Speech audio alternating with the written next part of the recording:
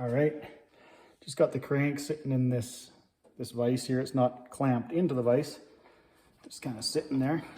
And right here there's a bit of exposure where the bearing, the outside race of the bearing kind of goes past the crank counterweight.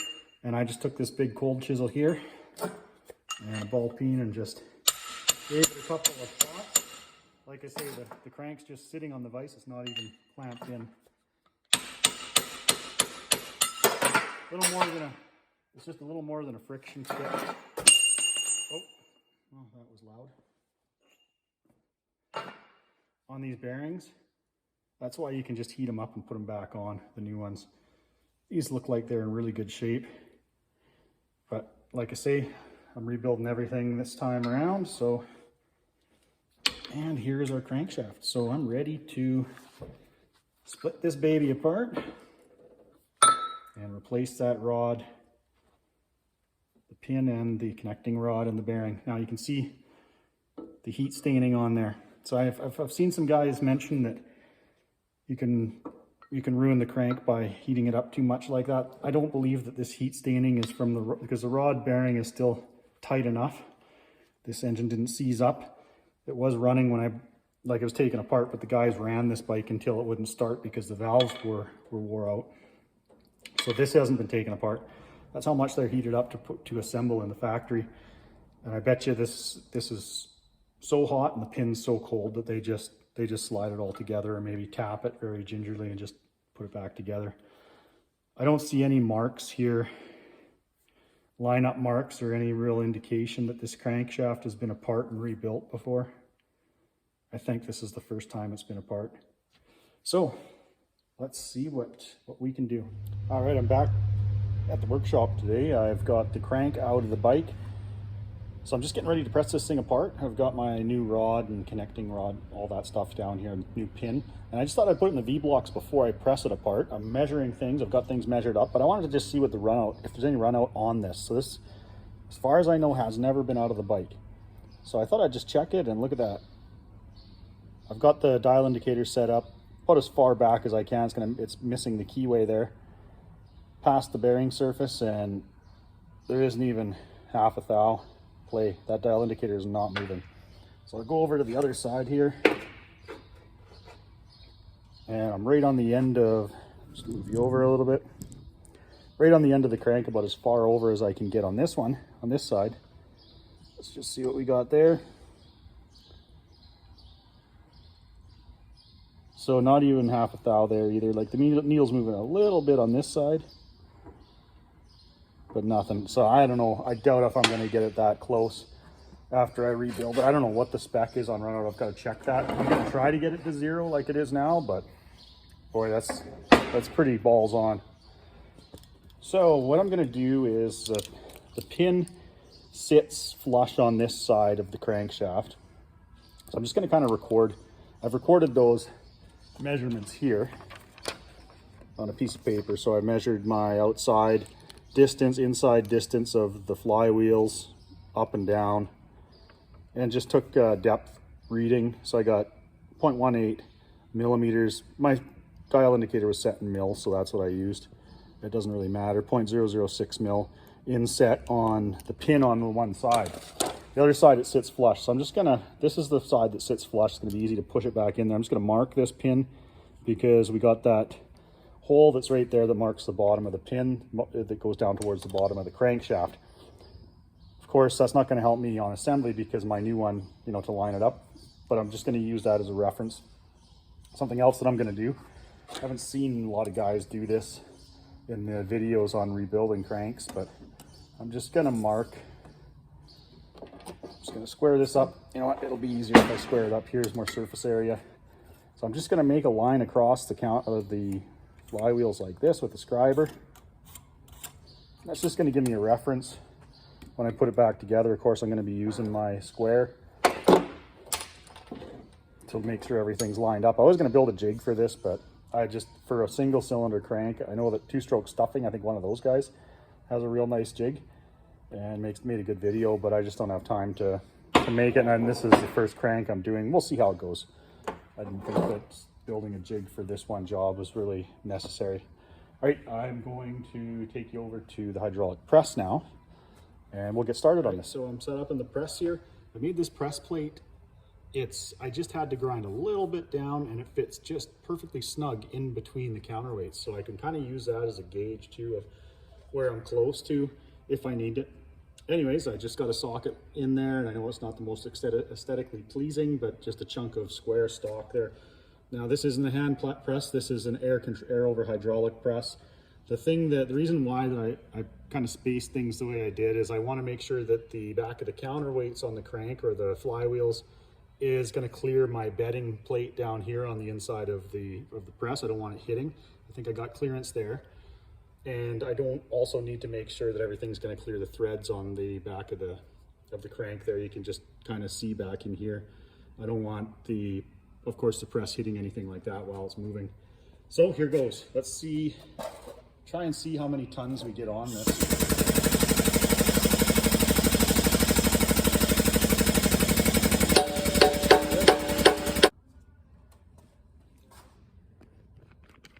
Let's see here. What do we got for tonnage? Gauge is all cloudy. Not very much though. You can see it just barely moved. So not a ton of pressure. Well, I don't know how many tons of pressure we're using here to get this out. This is a 50-ton press. It was starting to grunt and things were starting to move a little bit there, you might have noticed. Oh, let's keep going.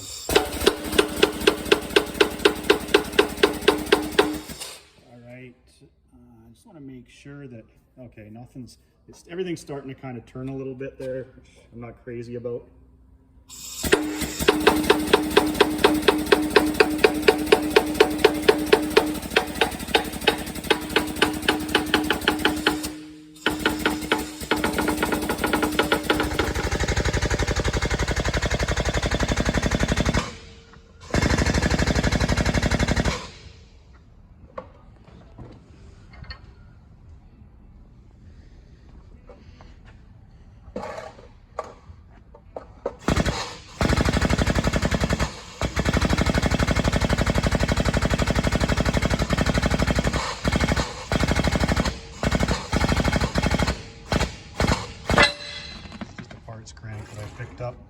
Got it off eBay, but you can see the bearing didn't want to turn. It would kind of catch when you're trying to turn it. Anyways, let's take a look at it.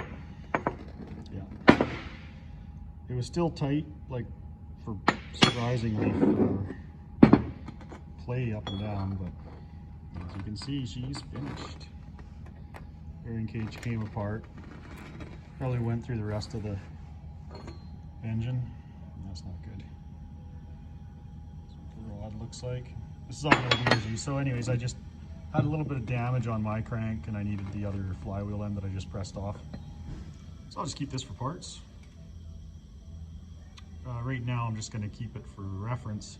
Keep the pin in there. Now I can finally start assembling the crank. Okay, so I got this end of the crank here, this flywheel. The pin is still in it. This is the old pin that I'm taking out. So I've got it marked. The dot goes to the top here. Just for the orientation of the new pin, you got to make sure your oil holes, of course, are lined up. Okay, so your hole in the end of the pin points up, and these ones point to the side. You got it all marked. Of course, the new one, that's just for orientation.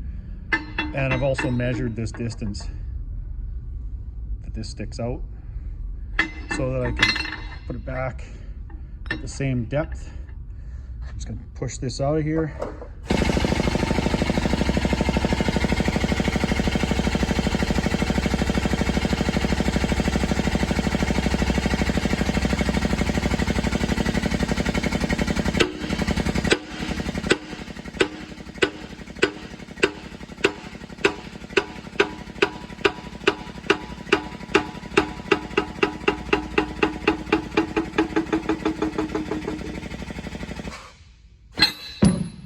There's some blows. Okay, there's my old pin.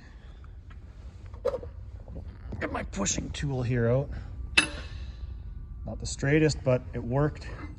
I'm gonna warm this up. I can't do any harm. And I've got the new pin. It's been sitting in the freezer for a couple of days now. Actually, all week.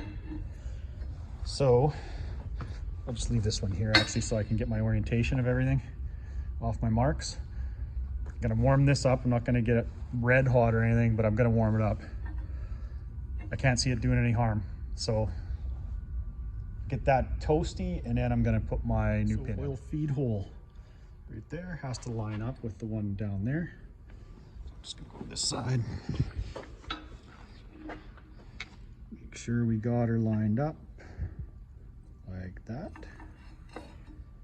Okay, and then I was able to change my plates around a little bit here. Dang. Great. Do that again.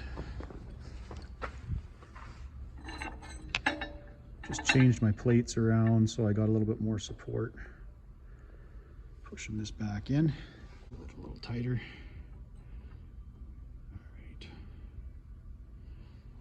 Let's give this a try.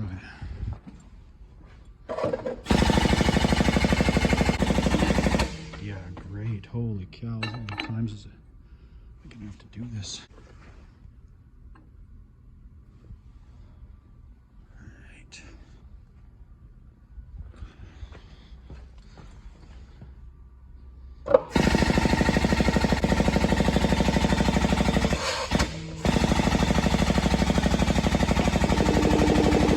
It's going pretty good.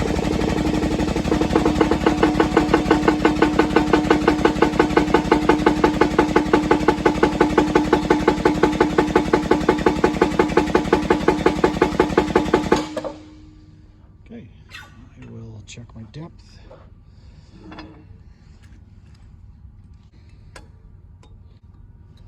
Can't do it there. Better pull it out. So basically I had to push it in flush. 41.39 was the measurement I took off, millimeters, when I took it apart. And let's see what we got here. So I've got 41.2. So pretty darn close. Try that again.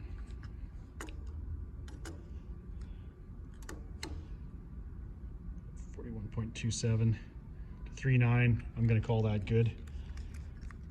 I wasn't sure if it was perfectly, if I had to push it right in so it was flush on this side or not. So that's why I just kept an eye on it, measuring it. It's actually, I might have to go a little bit the other way. It's sticking out a little bit here. But anyways, I'm going to call her good at that, and now I can just push my other half on, we can start treating. So I got my crank pin pressed in. I measured it out, and even at it's a little bit too far out that direction, like this distance here. Don't ask me why. The pin is exactly the same as the one I took out. So here's the thing is, when I pushed it in, it was a little bit too far.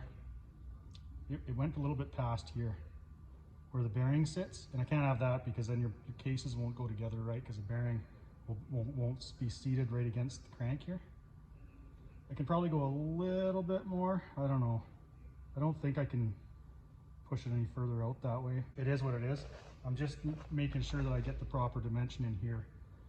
I don't have my actual assembly lube with me, so I'm just going to oil this. And then, of course, before I put the crankshaft in the engine, I'll dump some oil on it. Don't see any indication of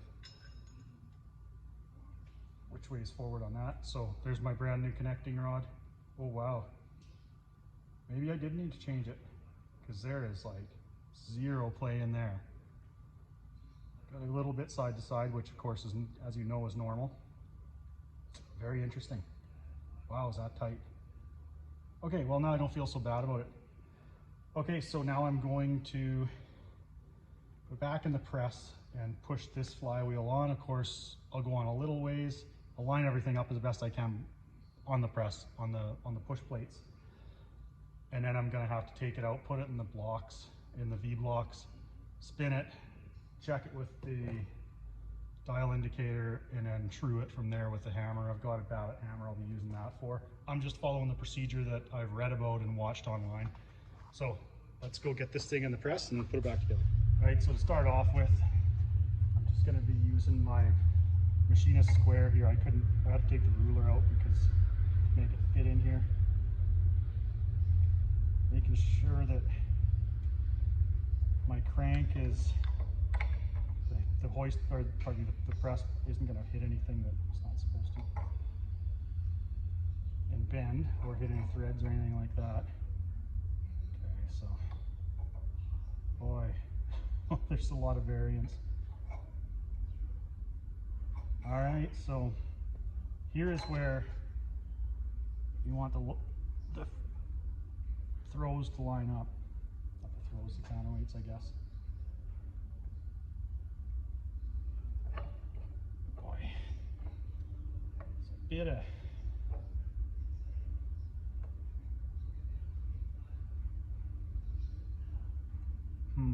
boy, those sure seem a long ways off. I don't know if you can see that. The webs here don't look lined up at all, but I can't trust my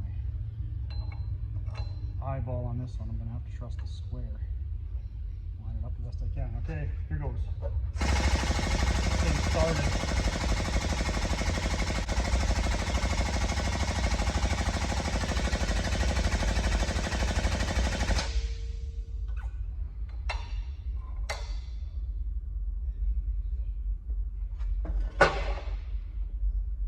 Alright, now I'm going to go over to the V blocks, and I've just got it started in there. So let's see how far out it is.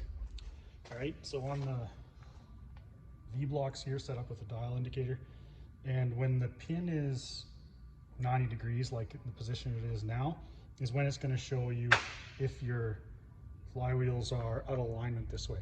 Okay, to pinch and pull, you're going to want it's going to show a difference when your pin is at the top like this or at the bottom like that. So let's zero it here at the bottom, go back up. Okay, we're out, like it's showing over 20 thou there. Go back this way.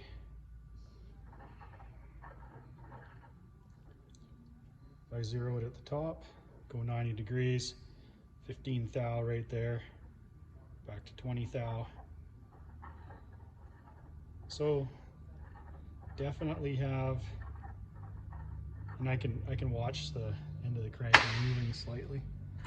Dang, I'm just gonna move this away from the threads a little bit. I think I can get a little bit better reading there. Fortunately, I only have one dial indicator.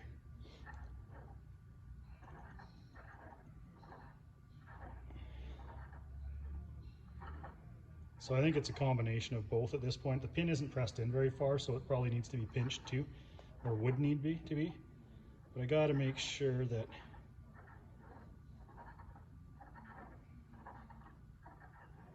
that the flywheels are lined up, and I can tell they're not right now. The other side,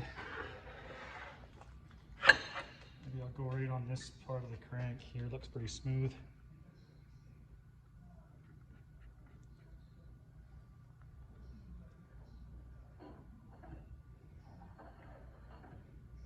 That's not out that far according to that side. We're out probably 6-7 thou. Nope, closer to 10. 7 or 8 thou.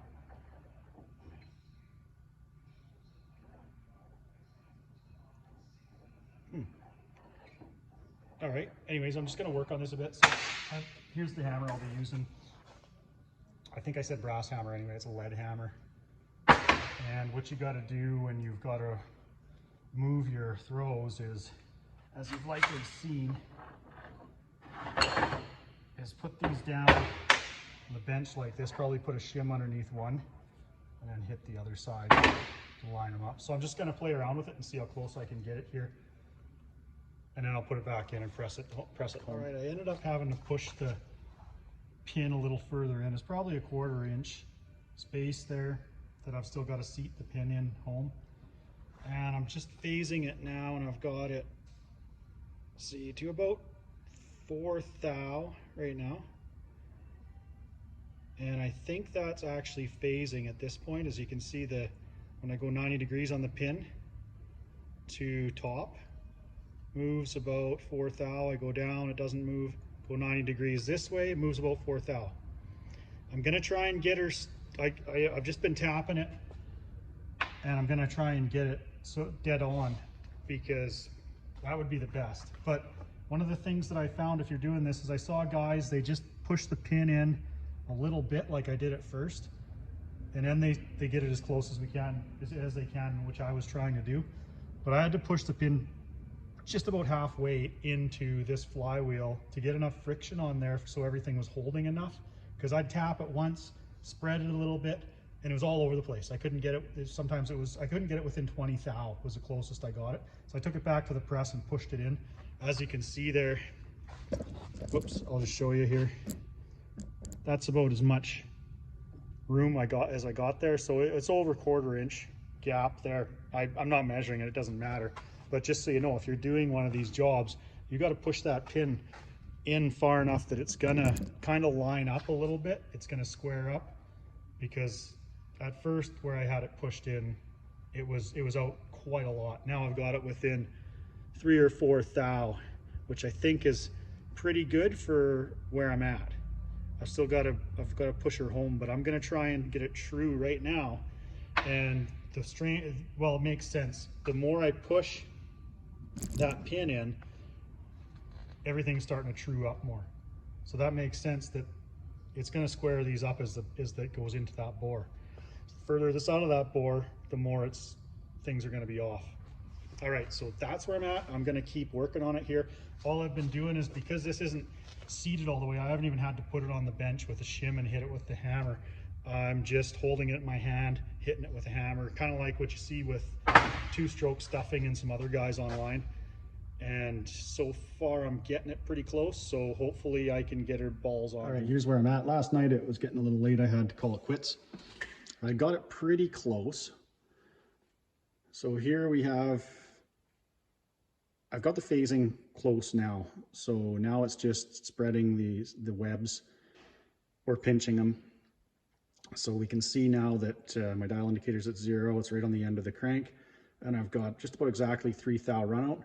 I go to the top, that's where it's high, right there. Go to the bottom, it's back to 0 again. So if I've got a high point there at the top, that means that I have to spread this web. And what I'm finding is I can get this one within less than 1 thou of play on the very end of the crank there. But then when I go to this side, it's out about 5 thou, because I'm pinching and putting a wedge between the webs here to adjust that. So what I'm going to do this time is, the only thing I can think of causing this is that this web, when I was pressing the pin out, probably got bent a little bit.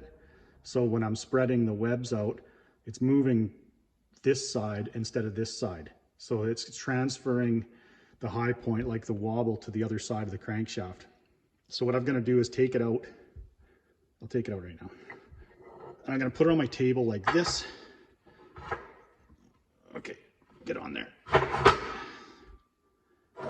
And I'm going to adjust it by hitting it now on towards the pin, like this part of the web, because just driving a wedge between just seems to be transferring from side to side. I end up out. I know the phasing's on because when it's 90 degrees, it's not showing any wobble that way.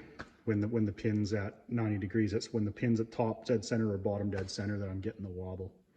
It's within about 3 thou right now, so it's getting close. I want to get it as close to no wobble as I can. These engines spin at a pretty high RPM, and the crank that I took out didn't even register on the dial indicator, as you saw when this is the crank I took out, but when I took it out, it didn't even register on the dial indicator. So I want to get it as close to perfect as possible. I think that the spec on these is 0.023 millimeter. I'm not sure what that translates to on thousandths of an inch, but it's got to be less than 3 thou. So anyways, I brought my hammer and everything home, so I'm just gonna try my best to try and get this thing tweaked a little bit more. It's when you're dealing with these adjustments, I'm finding that it doesn't take much. Like drive that wedge in between the webs, and pretty soon you're out 5 thou, and then you got to pinch it again, then you're out 2 thou, then a little bit the other way, so then you got to spread them again, and then you're back to, you know, 1 thou. So you just got to keep working it, and if you're phasing it, you hit it one way and it gets worse, hit it the other way, and eventually you'll get it. Just keep working and be patient, and you'll get her straight. So that's where I'm at. I'm gonna try and straighten this morning. It's a fresh day. Yeah, and I'm looking forward to getting this wrapped up, and then I can put the engine back. Here's where I'm at with my crankshaft. I'm calling this the short end because it's not quite as long, for obvious reasons. All right, so let's see. I've got just over 1 thou play there. Now, I'd like to get that a little bit better. Problem is, every time I get that side close, this side, it transfers to this side basically. And for this side, I can get bang on. I can get this one, sorry, pretty much exact with no wobble. But then the other side will have 5 thou wobble. And then I try to change it, it just transfers back. This one, see, needle's not even moving. Oh, a little bit there.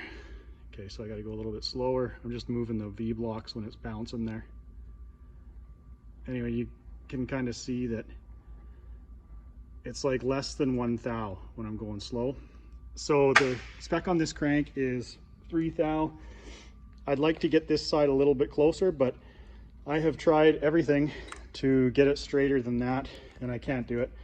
Like I was saying, if I hit this, I phased it, I've put it back in the press and tried to move it just slightly, and I just can't seem to get it to any straighter than it is right now. And it is within spec, so I think I'm just gonna have to leave it there. What happened, the only thing I can think that happened is one of the webs got a little bit bent when I was pressing the pin out. And I know that theoretically you should be able to pound it back by pressing or spreading in here. I've been doing that with this wedge, and it left a little bit of marking in here, just slightly, a little bit there. I'm not going to worry about that. It's a rebuilt crank. You're going to get a little bit of that kind of, those work marks. So what would happen is I got the phasing correct. The phasing wasn't that hard to do, but then one side would need to be pinched and one side would need to be spread. So I'd spread a little bit to get this side straight, get this straight, bang on within 1 thou, less than 1 thou, or yeah, hardly even readable on the dial indicator. This side would be out 5 thou, and it would need to be pinched. So I'd pinch it, get this straight, less than 2 thou play, or less than 1 thou in some cases, go to this side, it's out 5 thou. And it was always either pinch or spread. So I heard that your pin can be skewed, as in like the pin is actually off like this, or like this, up and down, like that. Maybe that's what happened. I don't know how that happens when you're pushing it into these pressed fit machine surfaces. I don't know how that could be cocked one way or another, but I tried hitting here and here, tried hitting here, here. I tried hitting the counterweights this way in case they were off that way somehow. Some things kind of straightened it and helped, and some things didn't. In the end, I ended up just spreading, pinching, spreading, pinching, until I got it to where it's at now, and as far as I could tell, it's within spec. Like I say, there's a bit of a wobble on this side, but if I take this dial indicator and put it where the bearings are, or close to where the bearings are gonna sit, I'll show you how much play I got. Oh, is there a bit of a wobble there? Okay. Not even 1/2 thou. I'm surprised there's any. Let's go to this side. Just working on a steel table with a magnetic base caliper and our dial indicator, and it's sometimes kind of finicky, like when it does that. Let's try this.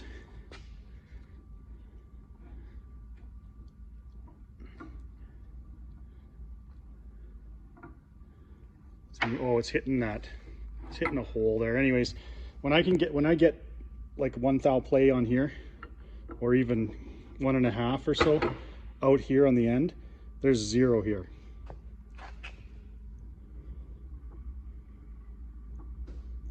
Yeah, see there's, I think all that is my V-block moving a little bit when the counterweight hits it.